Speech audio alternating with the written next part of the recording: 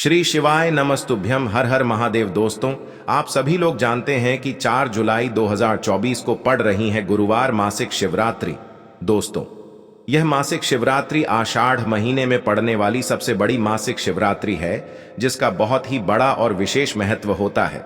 और ऐसा दिन पूरे साल में सिर्फ एक ही बार आता है। और दोस्तों, आप सभी लोग जानते हो कि मासिक शिवरात्रि का अगर सबसे बड़ा कोई उपाय है तो वो 108 चावल के दाने वाला उपाय है।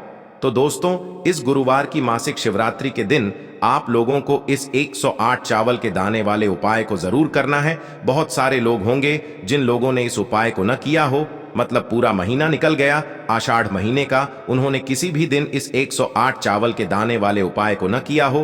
पर दोस्तों, आपके पास एक आखिरी मौका बचा हुआ है, जो कि 4 जुलाई के दिन। तो इस दिन आप लोगों को इस वाले उपाय को जरूर कर लेना है। भले ही आपने पूरे महीने भर इस उपाय को न किया हो, पर अगर आपने इस आषाढ़ महीने के मासिक शिवरात्रि के दिन अगर इस वाले उपाय को कर लिया, तो आपको इस उपाय को करने का वो फल मिलेगा जिसकी आपने कभी कल्पना भी नहीं करी होगी। इसीलिए आप लोग इस वाले उपाय को एक बार जरूर कर लेना, ताकि आप लोगों के हाथ से यह मौका न जा सके और आपको इस उपाय को करने का फल मिल सके। दोस्तों, यह उपाय पंडित जी ने अपनी अभी की ही शिव महापुराण की कथा में बताया है, जिस उपाय को आज हम आपको बहुत अच्छे से समझाने वाले हैं। इस वीडियो को देखने के बाद इस उपाय को समझने के लिए आपको कोई और वीडियो को देखने की जरूरत नहीं पड़ेगी। तो चलिए दोस्तों, उपाय को शुरू करते हैं। देखिए, यह इस आषाढ़ महीने के गुरुवार मासिक शिवरात्रि के दिन यह इतना खास होता है, इतना महत्वपूर्ण होता है। देखा है, कभी कभी बड़े बड़े पूजा पाठ अनुष्ठान से जो मनोकामना पूर्ण नहीं होते, वो आषाढ़ महीने के दिन एक छोटे से उपाय करने से ही आपकी मनोकामना पूर्ण हो जाती है। और बहुत सारे लोगों ने इस उपाय को किया भी है और उनको इस उपाय को करने का फल भी जरूर मिला है। अगर आप लोग भी इस उपाय को करना चाहते हैं, तो आप इस उपाय को पहले अच्छे से समझ लेना, सुन लेना, उसके बाद करना। आपको इस उपाय का फल जरूर मिलेगा। और इस उपाय को कर लेने से आपके घर में चाहे किसी भी प्रकार की दुख और समस्या क्यों न चल रही हो, आपको उसका कारण भी नहीं पता है कि भाई यह समस्या किस कारण से चल रही है। उसका कुछ भी कारण हो सकता है, जैसे पितृदोष हो सकता है या किसी भी तरह का मंगल दोष भी हो सकता है। तो इस दिन आप लोगों को यह वाला उपाय कर लेना है। यह एक ऐसा उपाय है जिस उपाय को अगर किसी विशेष दिन पर किया जाए, तो भाई उस विशेष दिन का जो है वह तो हमें मिलता ही मिलता है। पर हमने उस दिन पर इस उपाय को किया है तो हमें उससे भी बड़ा फल मिलता है, और फल बहुत जल्दी मिलता है, क्योंकि आप इस उपाय को बहुत ही बड़े और विशेष दिन पर कर रहे हो। तो चलिए अब उपाय के बारे में बात करते हैं। लेकिन उससे पहले आप लोगों को यह जानना आवश्यक है कि आखिर यह उपाय किस समय करना है, किसको करना है और कैसे करना है। तो चलिए हम आगे आपको वीडियो में एक एक करके बता देते हैं। लेकिन उससे पहले अगर आप लोग हमारे चैनल पर नए हैं, तो हमारे चैनल को सब्सक्राइब कर लेना और इस वीडियो को लाइक करके कमेंट बॉक्स में श्री शिवाय नमस्तुभ्यम, ओम नम शिवाय जरूर टाइप कर देना। तो दोस्तों, इस 108 चावल के दाने वाले उपाय को हमें इस मासिक शिवरात्रि के दिन कैसे करना है, किसको करना है, किस समय करना है और कहां पर करना है, ये सारे सवालों के जवाब आपको इस वीडियो में मिल जाएंगे। और जो ये वीडियो देखेगा भाई, उसको 108 चावल के दाने वाला उपाय जरूर करना चाहिए, क्योंकि इस दिन एक चावल के दाने का भी बहुत ही बड़ा और विशेष महत्व होता है। और जब बात आ जाए 108 चावल के दाने की, तो ये सोने पे सुहागा वाली बात हो जाती है और ये एक बहुत ही बड़ा उपाय हो जाता है इस गुरुवार की मासिक शिवरात्रि का। तो अब दोस्तों, इस 108 चावल के दाने वाले उपाय को आखिर करना किसको है, सबसे पहले हम लोग वो बात जान लेते हैं। तो देखो, घर की जो बड़ी माताएं बहनें होती हैं, उन माताओं बहनों में से कोई भी एक बड़ी माता बहन इस वाले उपाय को कर सकती है। और दोस्तों, अगर आप चाहें तो अपने घर में से सभी सदस्यों को भी इस उपाय को करवा सकते हैं। अगर किसी व्यक्ति की खुद की कोई मनोकामना है, खुद की कोई दुख और परेशानी है जो कि वह अपने लिए ही करना चाहता है इस वाले उपाय को, तो वह खुद अपने लिए भी कर सकता है। बाकी अगर कोई घर में से ऐसा है जो कि अपने पूरे घर परिवार की सुख और शांति के लिए ये वाला उपाय करना चाहता है, तो भाई वह भी कर सकता है। उसमें भी कोई दिक्कत वाली बात नहीं है। कहने का मतलब ये है कि इस उपाय को हर एक सदस्य भी कर सकता है और पूरे घर परिवार के सदस्य के लिए घर की बड़ी माताओं बहनों में से कोई एक माता बहन भी कर सकती है। माताएं बहनें अगर घर में उपस्थित न हो या वो यह वाला उपाय न कर पा रही हो तो फिर घर का कोई बड़ा सदस्य भी इस 108 चावल के दाने वाले उपाय को कर सकता है, चाहे फिर वह पुरुष ही क्यों ना हो। उसमें कोई भी दिक्कत वाली बात नहीं है। अब दोस्तों, इस 108 चावल के दाने वाले उपाय को हमें करना कहां पर है? हमें इसे शिव जी के मंदिर में जाकर करना है। बहुत सारे लोग प्रश्न करते हैं, हर एक उपाय को करते समय क्या हम इस उपाय को घर पर कर सकते हैं? तो इस वाले उपाय को आप घर पर नहीं कर सकते हो। इस वाले उपाय को करने के लिए आपको शिव जी के मंदिर ही जाना पड़ेगा। उसके बाद में दोस्तों, जो अगला प्रश्न निकल कर आता है वो यह आता है इस उपाय को लेकर कि आखिर इस उपाय को हमें किस समय करना है, सुबह के समय करना है कि शाम के समय करना है? तो देखो, इस वाले उपाय को आप लोग सुबह के समय भी कर सकते हो और शाम के समय प्रदोष काल में भी कर सकते हो। अब अगर आप पूछो कि भाई सबसे उत्तम समय कौन सा रहेगा इस 108 चावल के दाने वाले उपाय को करने का, तो हम आपसे बस यही कहेंगे कि इस उपाय को आप सुबह के समय करेंगे तो ज्यादा बेहतर होगा। बाकी अगर प्रदोष काल शाम के समय भी करेंगे तो भी अच्छा होगा, उसमें कोई भी दिक्कत वाली बात नहीं है। तो अब दोस्तों, जो अगली सबसे बड़ी और महत्वपूर्ण बात आती है वो यह आती है कि सुबह अगर हम उपाय को करेंगे तो हमें कितने बजे से लेकर कितने बजे तक के बीच में करना है, और शाम के समय प्रदोष काल में करेंगे तो हमें कितने बजे से लेकर कितने बजे के बीच में करना है। तो देखो, सुबह जितनी जल्दी हो सके आप उपाय को करने की कोशिश करना। बाकी अगर किसी कारणवश लेट भी हो जाओ, थोड़ी देर भी हो जाए तो 10 या 11 बजे तक भी आप उपाय कर लेना, पर 12 बजे से ज्यादा देरी ना हो, ठीक है? इस बात का ध्यान रखना। उसके बाद में दोस्तों, अगर शाम के समय प्रदोष काल की बात करें, प्रदोष काल का जो समय होता है वो शाम के 6 बजे से शुरू हो जाता है। मतलब शाम के 6 बजे से लेकर 7 बजे के बीच का जो समय होता है ये समय प्रदोष काल का समय होता है। पर अभी जो मौसम चल रहा है, इस मौसम में जो है शाम बहुत देरी से होती है, तो आप इस उपाय को 7 या 8 बजे के बीच में भी कर सकते हो। मतलब शाम के 6 बजे से रात 8 बजे के बीच में आप कभी भी इस वाले उपाय को कर सकते हो, उसमें कोई भी दिक्कत वाली बात नहीं है। अब दोस्तों, यहां पर इस उपाय को लेकर एक और सबसे बड़ी बात यह निकल कर आती है कि इस 108 चावल के दानों को हमें लेना कहां से होता है, और हमें इस उपाय को करने के साथ में क्या और कुछ भी सामग्री ऐसी होती है जो शिव जी के मंदिर लेकर जानी पड़ती है। तो देखो, यहां पर हम आपको बता दें, सबसे पहले आप लोग यह जान लो कि यह जो 108 चावल के दाने वाला उपाय है, सिर्फ और सिर्फ आप उपाय की सामग्री लेकर कभी भी शिव जी के मंदिर मत जाना, क्योंकि हमें भगवान के सामने यह नहीं दर्शाना है कि अगर हम भगवान शिव जी के मंदिर आए हैं तो अपने फायदे के लिए आए हैं। तो इसलिए जो भी पूजन सामग्री है, उपाय सामग्री है, 108 चावल के दाने, इसके साथ में आपको पूजन सामग्री भी जरूर लेकर जाना है। देखो, अगर सुबह के समय उपाय कर रहे हो तो सीधी सी बात है, 1 लोटा जल तो आप लेकर जाओगे ही जाओगे। वही 1 लोटा जल अगर मिट्टी का जल हो तो बहुत अच्छा रहेगा। मिट्टी का जल कैसे बनाया जाता है, इसके लिए हमने पहले से बहुत सारी वीडियोस बना दी है। आपके पास इस दिन एक आखिरी मौका रहेगा मिट्टी का जल शिव जी पर चढ़ाने का और उपाय को करने का। बहुत बड़ा आपको इस दिन फल मिलेगा।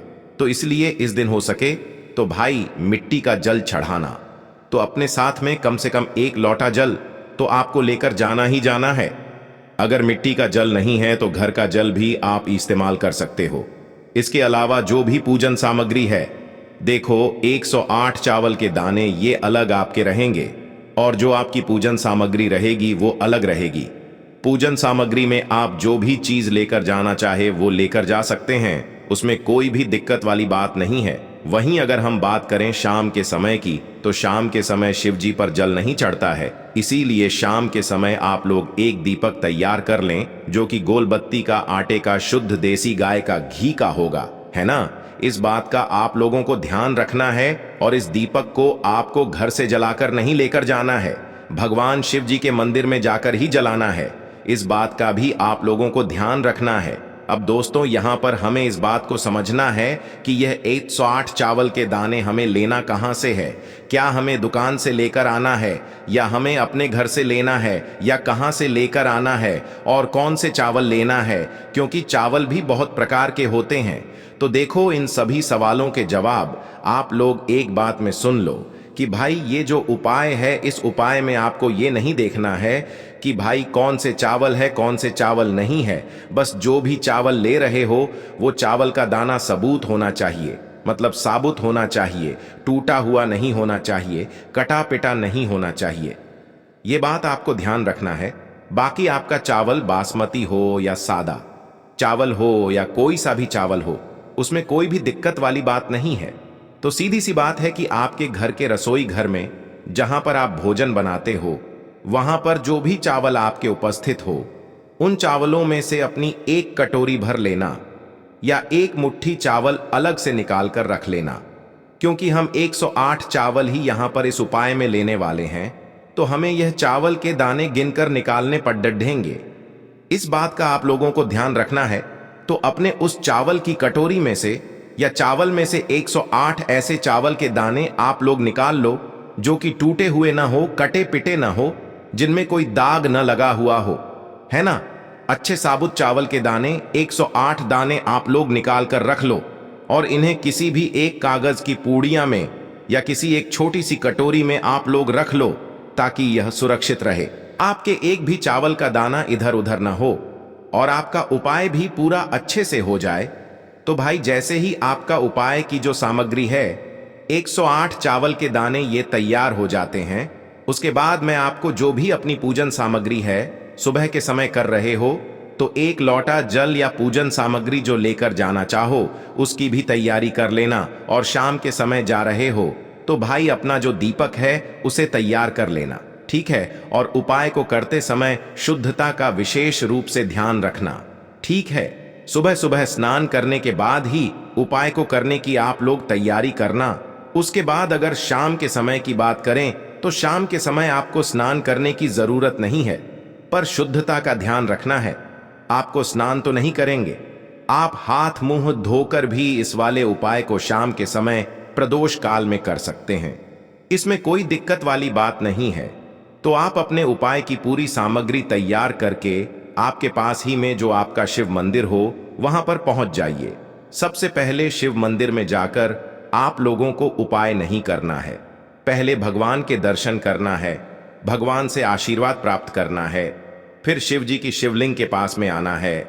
शिवलिंग के पास में आने के बाद आप जो पूजन सामग्री लेकर आए हुए हैं, जैसे कि सुबह गए हुए होंगे तो एक लोटा जल और जो भी पूजन सामग्री लेकर आए हैं, आप उनसे भगवान शिव जी की पूजन कीजिए। सबसे पहले तो एक लोटा जल ही चढ़ेगा, उसके बाद में आपकी पूजन सामग्री चढ़ेगी। उसके बाद में अगर दोस्तों शाम के समय अगर आप इस उपाय को कर रहे हो तो अपने साथ में कम से कम एक जो दीपक है गोल बाती का, जो आप अपने साथ में लेकर गए हो, उस दीपक को मंदिर में जाकर अपनी माचिस से जलाना है और उस दीपक को शिवलिंग के पास में रखना है, ठीक है। इस दीपक को रखने के बाद ही आप लोगों को अपना ये वाला उपाय शुरू करना है। और दीपक को ज्यादा पास में मत रखना, वैसे भी गर्मी पड़ रही है, भगवान शिव जी को आंच नहीं लगनी चाहिए, है ना। तो भाई जैसे ही आपकी पूजा अर्चना हो जाती है, आप भगवान शिव जी को प्रसन्न कर लेते हैं, उसके बाद में शिवलिंग के पास ही में आप कहीं पर बैठ जाइए। सामने या आसपास जिस जगह पर आपको बैठना हो वहां पर बैठ जाइए और अपने वह 108 चावल के दाने अपने सामने निकाल कर रख लीजिए, क्योंकि अब यहां पर उपाय को यहां पर करने की आपको तैयारी करना है। और इस तरीके से जब आप उपाय करेंगे, पूजन सामग्री करने के बाद, पूजन अर्चना करने के बाद, तो आपको उपाय का फल बहुत जल्दी और बहुत बढ़ा होकर मिलेगा। तो अपने 108 चावल के दाने अपने सामने निकाल कर रख लेना। और यह जो उपाय है यह आपकी सीधे हाथ की हथेली से होगा, इसलिए इस बात का भी विशेष रूप से ध्यान रखना है। तो सीधे हाथ की हथेली का प्रयोग करके ही आप लोग अपना इस वाले उपाय को करना। अपने सामने जो भी आपकी कागज की पुड्डियां है उसको खोल कर रख लो, या कटोरी है तो भाई उसे अपने सामने रख लो और अपने वह 108 चावल के दाने निकाल लो, ठीक है। उसके बाद में दोस्तों अब आपको क्या करना है कि शिवलिंग आपके सामने होगी, तो आपने वह 108 चावल के दाने एक एक करके आपको शिव जी के शिवलिंग के ऊपर चढ़ाना है। कहां पर चढ़ाना है? शिवलिंग के ऊपर चढ़ाना है और कहीं पर भी नहीं चढ़ाना है। आपको अपने हथेली से तो शिवलिंग के ऊपर चढ़ना है, भले ही फिर वो अपने आप जलाधारी पर गिर जाए या मतलब वहीं पर गिर जाए, उसमें कोई दिक्कत वाली बात नहीं है। पर आप चढ़ाओ शिवलिंग के ऊपर ही। तो आपको क्या करना है? अपना पहला चावल का दाना उठाना है, श्री शिवाय नमस्तुभ्यम बोलना है और शिवलिंग पर चढ़ा देना है। इसी तरीके से दूसरा चावल का दाना उठा है, शिवलिंग पर चढ़ाना है और मंत्र बोल देना है। और फिर तीसरा चावल का दाना उठाना है, श्री शिवाय नमस्तुभ्यम बोलना है और चढ़ा देना है। इसी प्रकार से आपको पूरे 108 चावल के दाने एक एक करके शिव जी के शिवलिंग के ऊपर चढ़ाना है और भगवान से प्रार्थना करते जाना है। मतलब प्रार्थना तो आपको आखिरी में करना है, पर हर एक चावल के दाने को चढ़ाते समय श्री शिवाय नमस्तुभ्यम जरूर बोलना है। उसके बाद ही में यह चावल का दाना शिवलिंग के ऊपर आपको चढ़ाना है। जैसे ही आपके 108 चावल के दाने शिवलिंग के ऊपर चारच जाते हैं, तो भाई उसके बाद में आपको क्या करना है? भगवान से अपनी मनोकामना बोलना है। मनोकामना भी कब बोलना है? जब आपका 108 चावल का दाना आपके सीधे हाथ की हथेली में हो और आप उसे चढ़ाने के लिए जा रहे हो। श्री शिवाय नमस्तुभ्यम बोलकर उस आखिरी चावल के दाने को शिवलिंग के ऊपर चढ़ा देना और भगवान से फिर अपनी वह मनोकामना बोल देना, जिस मनोकामना के लिए आप लोग अपना यह वाला उपाय कर रहे हो। जिस भी दुख और परेशानी के लिए आप लोग अपना यह वाला उपाय कर रहे हो, उसके बाद में जैसे ही आप अपनी मनोकामना बोल देते हो, आपका यह वाला उपाय पूरा हो जाता है।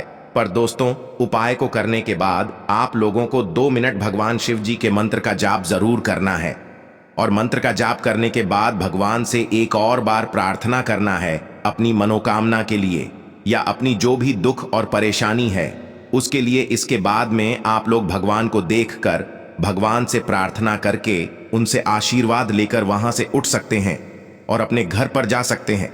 बस दोस्तों, यहां पर यह वाला उपाय पूरा हो जाता है। इस तरीके से जो भी व्यक्ति छोटी छोटी चीजों का ध्यान रखते हुए इस 108 चावल के दाने वाले उपाय को करेगा, निश्चित सी बात है उसे उसकी मनोकामना जल्द ही पूर्ण होगी और जो भी दुख और परेशानी है वो भी बहुत ही जल्दी दूर होंगे।